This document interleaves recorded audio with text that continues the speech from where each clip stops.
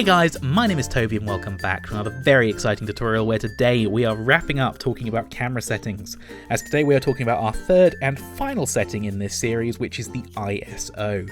And ISO is basically how sensitive your camera is to light.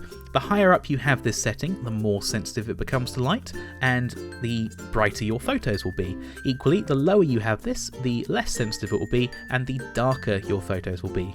Now, obviously, if you could, you'd love to have your camera set to be the most sensitive it possibly could be all the time. But there is a bit of a trade-off, unfortunately, and that is that the higher you have your ISO set, the noisier your images will become. And by noise, I mean it adds kind of like grain and just random little pixels and fluctuations. You've seen this. Have you ever taken a picture in the dark on your phone or something and it comes out all kind of weird and horrible looking? That's what we're talking about here. So let's talk about the values that we use for ISO, and I have some good news for anyone who's used film photography before, as the values they use are identical to the ASA values you get on film. So ISO 400, for instance, is exactly the same as shooting with 400 ASA film.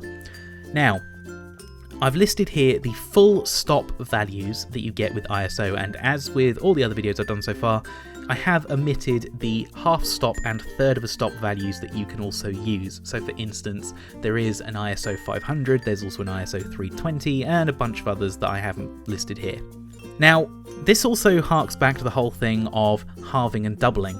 So if you want to increase your shot, or make it brighter I should say, by one stop, you need to double your ISO. So 400 to 800 is adding a stop. If you want to go down a stop, you need to halve your ISO. So 1600 to 800 will be down a stop, so will 200 to 100, etc, etc.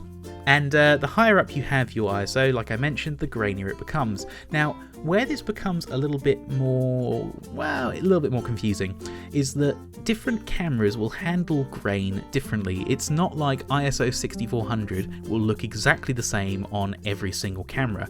If you've got an older camera or possibly a slightly cheaper camera, you might find it doesn't handle noise and grain as well at high ISOs, whereas you might end up paying, you know, an arm and a leg to get a camera that will handle noise very, very well. So, you know, I use ISO 6400 as an example because I think that's at the moment a point where cameras tend to break down or not. So something like the 1100 Canon D, for instance, tends to look pretty horrific at ISO 6400, but the 5D Mark III looks pretty good, the Nikon D4 looks even better, and it's very much down to each camera manufacturer and model, so do bear that in mind when you're buying cameras. There's a lot of websites out there you can do which will give you noise tests and things like that, and I find a lot of the time it's about knowing the point at which the noise will become unacceptable to you.